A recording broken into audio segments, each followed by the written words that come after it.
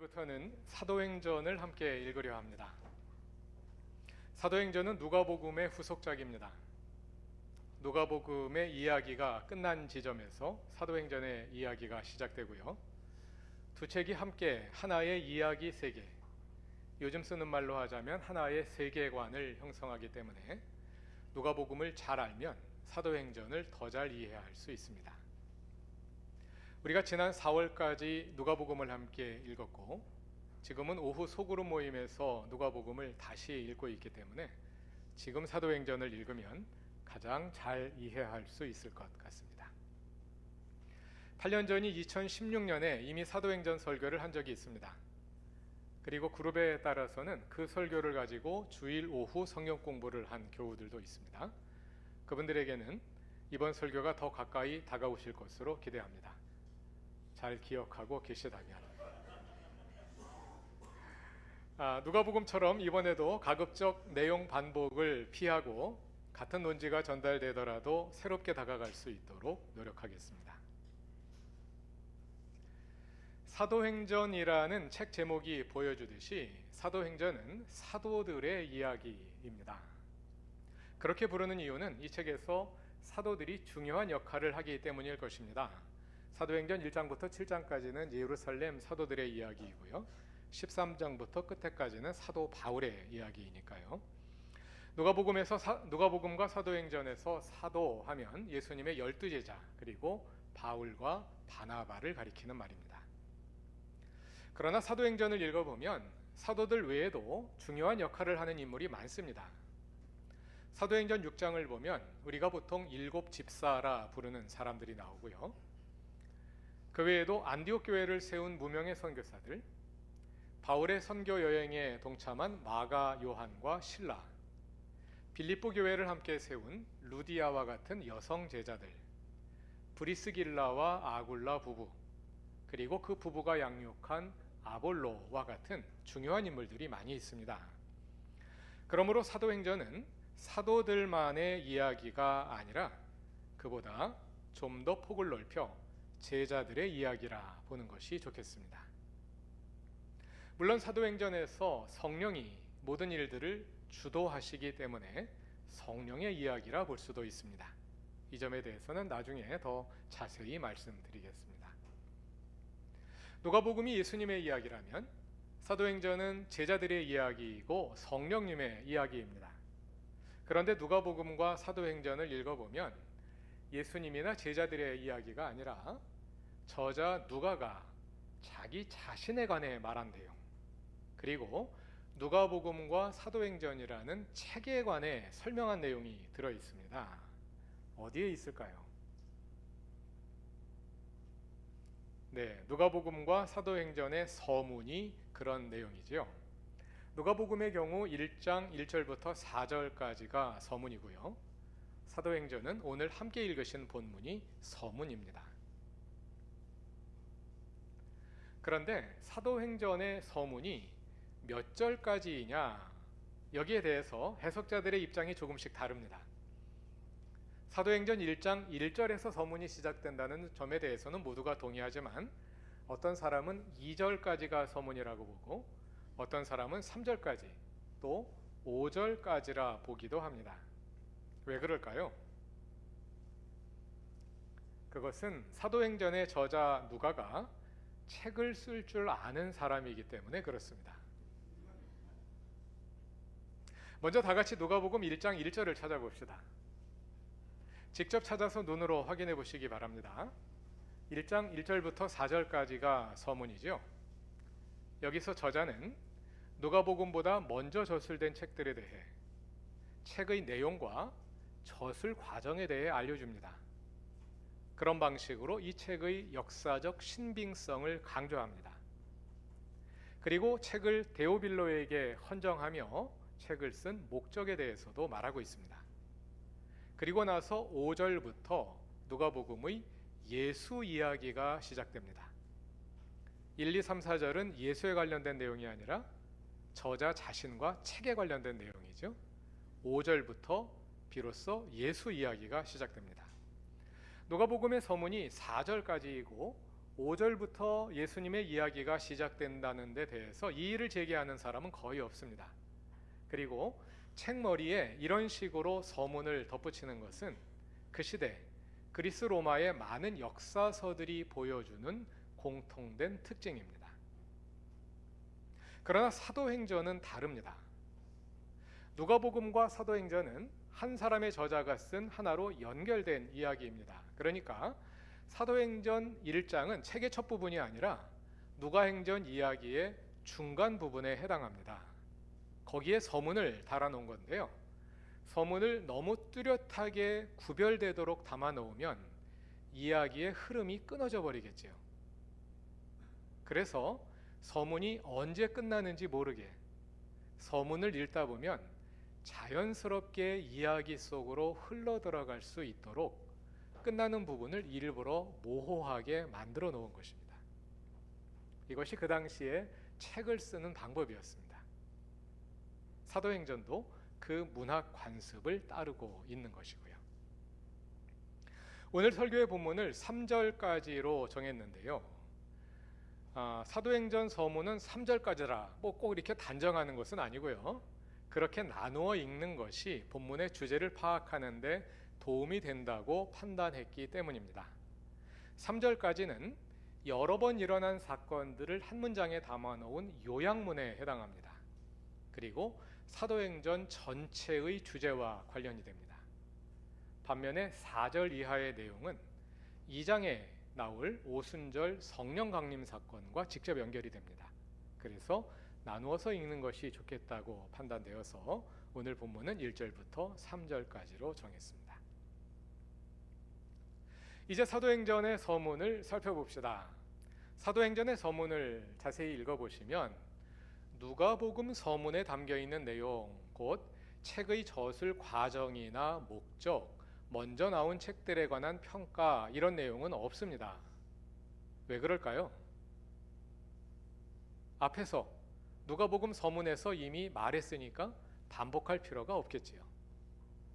누가복음의 서문은 누가복음의 서문일 뿐 아니라 누가복음과 사도행전으로 이어지는 역사 2부작 전체의 서문이기도 합니다. 그리고 누가복음 앞부분에는 예수 탄생과 어린 시절 그리고 공생의 사역의 첫 사건들에 대한 기록이 담겨 있는데요. 이 이야기들이 뒤에 이어질 이야기 전체의 주제를 미리 보여주는 서론의 역할을 합니다. 거기 제시된 많은 주제들이 누가복음에서 이미 이루어졌습니다. 그런데 누가복음 서문에 제시된 주제들 가운데 아직 이루어지지 않고 남아있는 것도 있습니다. 예를 들어서 누가복음의 예수님 탄생 이야기에서 예수님은 유대인뿐 아니라 모든 민족의 구원자가 되실 것이라고 예고했죠. 그런데 누가복음에는 예수님이 이방인에게 복음을 전하는 이야기가 거의 나오지 않았습니다. 아직 그 예고가 실현되지 않았습니다. 그럼 어디서 실현될까요? 이제 사도행전에서 실현되겠지요. 이렇게 누가복음과 사도행전은 하나로 연결되어 통일된 역사를 구성하고 있습니다. 누가복음의 첫 부분이 누가행전 2부작 전체를 소개하고 여는 역할을 한다면 사도행전 서문의 1차적인 기능은 누가행전 2부작의 두 번째 권을 시작하면서 두 책을 연결해 주는 것입니다. 그래서 사도행전은 먼저 쓴 누가복음의 내용을 요약하면서 자연스럽게 새로운 이야기를 시작하는 방식으로 서문을 달아놓았습니다. 먼저 1절과 2절을 다 같이 읽어보겠습니다. 데오빌로님, 나는 첫 번째 책에서 예수께서 행하시고 가르치신 모든 일을 다루었습니다. 거기에 나는 예수께서 활동을 시작하신 때로부터 그가 택하신 사도들에게 성령을 통하여 지시를 내리시고 하늘로 올라가신 날까지 하신 모든 일을 기록했습니다. 사도행전은 데오빌로님 하는 호칭으로 시작됩니다. 데오빌로는 누가복음 서문에서도 언급되었지요. 사도행전은 그 데오빌로를 다시 호명함으로써 두 책을 연결하고 있습니다.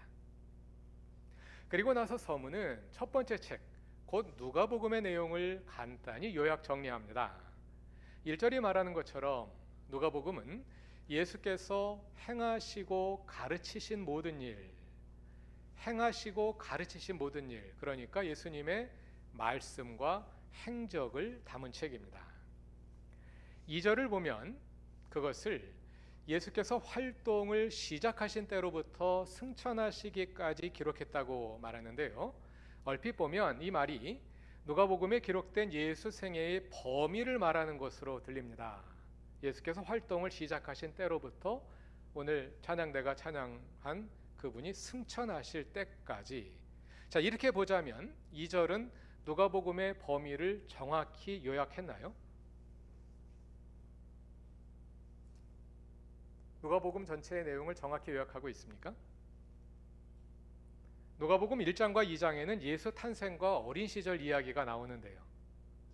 예수께서 활동을 시작하신 때로부터 기록이라 한다면 탄생과 어린 시절 이야기는 빼놓은 것이 되겠지요. 네, 이 2절의 내용은 누가복음의 내용을 단순히 요약하는 것이 아닙니다. 그보다 더 깊은 뜻이 있습니다. 예수께서 활동을 시작하신 때로부터, 이 구절 원문에는 뭐뭐로부터라는 말이 없습니다. 1, 2절을 원문에 가깝게 번역하여 요점만 정리하면 다음과 같습니다. 나는 첫 번째 책에서 예수께서 행하시고 가르치기 시작하신 모든 일을 그분이 승천하신 때까지 기록했습니다. 가르치고 시작하신 때부터 기록했다, 그런 뜻이 아니고 예수께서 행하고 가르치기 시작하신 모든 일을 그분이 승천하신 때까지 기록했습니다. 영어 성경 NIV가 이 구문을 잘 살려서 번역했으므로 나중에 확인해 보시기 바랍니다. 예수께서 시작하셨다, 이 말이 무슨 뜻일까요? 이 말은 누가복음에서 예수님이 그 일을 시작하셨고 이제 같은 일이 사도행전에서 제자들에게 이어져 계속될 것이다 하는 뜻입니다. 같은 일을 하는데 예수님은 시작하셔서 승천까지 그 일을 감당하셨고 이제 예수님 승천하셔서 이 땅에 안 계시니까 이제부터는 제자들이 이어받아서 그 일을 하게 될 것이다. 그것이 바로 사도행전이다, 이런 뜻입니다. 누가복음에서 예수님이 행하시고 가르치신 내용이 무엇이었나요? 누가복음 40조 동안 같이 읽었는데요. 누가복음에서 예수님이 행하시고 가르치신 내용은 하나님 나라였지요. 예수님 자신이 하나님 나라를 말씀과 행동으로 선포하셨고 또 예수님 혼자 그러신 것이 아니라 제자들도 그렇게 할 수 있도록 훈련시키셨지요. 예수님이 시작하셨습니다. 그리고 이제 하늘로 돌아가시며 그 일을 제자들에게 맡겨서 계속하게 하실 것입니다. 사도행전은 그 계속되는 행함과 가르침, 하나님 나라 사역의 기록이 될 것입니다. 세번역 둘째 죄송합니다. 세번역 2절 둘째 어구를 보면 예수님은 그가 택하신 사도들에게 성령을 통하여 지시를 내리셨습니다. 예수께서 사도들에게 하나님 나라 사역을 넘겨주셨다는 뜻입니다. 사도들에게 바톤 터치를 한 것입니다. 그런데 어떻게 바톤 터치를 하셨을까요? 어떻게 넘겨주셨다고 말하나요? 성령을 통하여 하셨습니다. 여러분, 스케이팅 경기에서 계주 장면 보신 적 있지요? 앞주자가 다음 주자에게 바톤을 넘겨주면서 바톤만 주는 것이 아니라 두 손으로 엉덩이를 힘차게 밀어서 추진력을 더해주죠. 바로 그 모습처럼 예수님이 제자들에게 하나님 나라 사역을 넘겨주시되 그냥 넘겨주시지만 한 것이 아니라 그냥 하시지 않고 성령을 통하여 하셨습니다. 이 성령이 제자들의 사역의 추진력이 될 것입니다. 그러나 거기서 그치지 않습니다. 스케이팅에서 앞주자가 밀어주는 추진력은 처음에 짧은 시간에만 작용을 하지만 사도행전의 성령님은 처음부터 끝까지 제자들과 늘 함께 하시면서 제자들의 모든 사역을 이끄시고 친히 그 사역을 주도하실 것입니다. 그래서 사도행전은 제자들의 이야기이자 성령의 이야기가 될 것입니다. 이어지는 3절 이하의 과정은 예수님과 제자들 사이에서 이루어진 그 바톤 터치의 과정을 좀 더 상세하게 서술한 것입니다. 본문 3절을 다 같이 읽어봅시다. 예수께서 고난을 받으신 뒤에 자기가 살아계심을 여러 가지로 드러내셨습니다. 그는 40일 동안 그들에게 여러 차례 나타나시고 하나님 나라에 관한 일들을 말씀하셨습니다. 예수님은 십자가에 죽임 당하시고 부활하신 후에 자신이 살아계심을 여러 가지 증거로 드러내셨습니다. 우리가 그것을 누가복음 24장에서 보았지요. 예수님은 빈무덤을 찾아온 여성 제자들에게 천사를 통하여 부활의 사실을 알려주셨습니다. 엠마오로 가던 두 제자와 함께 걸으며 떡을 떼시며 그들의 눈을 열어주셨습니다. 베드로에게도 나타나셨습니다. 예루살렘에 모여있던 11제자들과 다른 사람들에게 나타나서 손과 발을 보여주고 만져보게 하시고 음식을 드시는 모습도 보여주셨습니다. 그리고 성경을 해석하여 부활의 사실과 의미를 확증해 주셨습니다. 그런데 오늘의 본문 3절을 보니 그러한 일이 40일 동안 이루어졌습니다. 예수님은 부활 후 40일 동안 제자들에게 여러 번 나타나셔서 그가 살아계심을 보여주셨습니다. 그뿐 아니라 예수님은 그 40일 동안 제자들에게 무엇에 관해 말씀해 주셨나요? 하나님 나라에 관한 일들을 말씀해 주셨다고 하지요. 왜 그러셨을까요? 하나님 나라를 말씀과 행동으로 선포하는 것이 이제 제자들이 이어받아서 계속해 가야 할 일이기 때문입니다. 누가복음에서 예수께서 시작하셨고 제자들이 이어받아 가야 할 그 일, 그 일의 주제가 바로 하나님 나라이기 때문입니다. 하나님 나라가 예수님과 제자들의 핵심 사역이고 누가복음과 사도행전의 중심 주제입니다. 사도행전은 하나님 나라로 시작해서 하나님 나라로 끝납니다.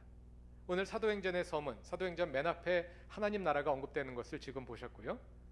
사도행전 끝부분에서도 똑같이 하나님 나라가 언급됩니다. 다 같이 사도행전 끝부분인 28장 30절과 31절, 제일 마지막 구절입니다. 28장 30절과 31절을 다 같이 읽어보겠습니다. 바울은 자기가 얻은 셋집에서 꼭 2해 동안 지내면서 자기를 찾아오는 모든 사람을 맞아들였다. 그는 아무런 방해도 받지 않고 아주 담대하게 하나님 나라를 전하고 주 예수 그리스도에 관한 일들을 가르쳤다. 하나님 나라라는 주제가 사도행전 첫 부분과 끝 부분에 제시되어 수미상관을 이루고 있는 것을 볼 수 있지요. 누가복음처럼 사도행전의 중심 주제도 하나님 나라입니다. 다른 점이 있다면 누가복음에서는 예수님이 친히 말씀과 행동으로 하나님 나라를 선포하는 일을 시작하셨고 사도행전에서는 제자들에게 맡겨서 그 일을 계속하게 하신다는 것입니다. 그리고 그 일은 교회의 역사를 통해 계속되어 왔습니다. 그래서 오늘 우리에게까지 이어지고 있습니다. 그래서 그루터기 교회의 중심 사역도 하나님 나라입니다. 하나님 나라는 그루터기 교회의 창립 목회자이신 이기선 목사님의 신학의 중심 주제이기도 했습니다. 서광교회 시절 주보 표지에 이 땅의 하나님 나라라는 문구가 써 있던 것을 기억하시는 분들이 있습니다. 그때는 그 어구가 무엇을 말하는지 이해하기 힘드셨다 합니다. 하늘에 있는 천국이 하나님 나라 아닌가? 그런데 이 땅의 하나님 나라는 뭘까? 하면서 말이죠. 이 목사님이 시대를 앞서가셨던 분이기 때문에 이해하기가 쉽지 않으셨을 것입니다. 그로부터 근 30년이 지난 지금도 아직도 어려워하시는 분들이 많습니다. 사도행전을 읽으며 하나님 나라의 진수에 우리가 좀 더 가까이 함께 접근해 갈 수 있기를 바랍니다. 오늘 소그룹 모임 교제의 나눔 질문 2번은 다음과 같습니다. 하나님 나라를 위해 준비된 백성을 세우는 구원의 역사는 우리를 통해 계속되고 있습니다. 그 역사 속에서 우리에게 주어진 역할은 무엇일까요? 하나님의 구원 역사가 우리를 통해 계속되고 있다는 말은 예수님이 시작하신 하나님 나라 사역이 제자들을 통해 우리에게 이어지고 있다는 것과 같은 말입니다. 구원이란 하나님 나라의 백성이 되는 것입니다. 그래서 구원의 역사와 하나님 나라의 역사는 같은 말입니다. 리더 모임에서 대화를 나누어 보니 교우들이 구원의 역사와 같은 거시적인 주제들을 이해하기 어려워 하신다고 하더군요. 그러실 수 있을 것 같습니다. 두 가지 이유를 생각해 보았습니다. 하나는 많은 분들이 구원의 역사 또는 하나님 나라의 역사 이런 말을 하면 이것을 특별한 사람들의 일로 생각하시는 것 같습니다. 목회자나 선교사처럼 복음 사역에 헌신하는 사람들만 구원의 역사에 참여한다고 생각하시는 것입니다. 지난주일 나눔 질문은 각자의 사명에 관한 것이었는데요. 이 질문을 다루면서도 많은 교우들이 사명을 일상과 분리된 어떤 특별한 일로 생각하신다는 느낌을 받았습니다. 어떤 분들은 사명을 받았다 하면 그동안 하던 직업 활동을 포기하고 신학교에 가서 목회자가 되거나 선교사가 되는 것을 생각하십니다.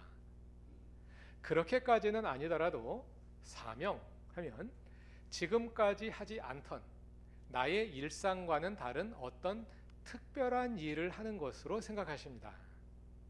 그렇지 않습니다.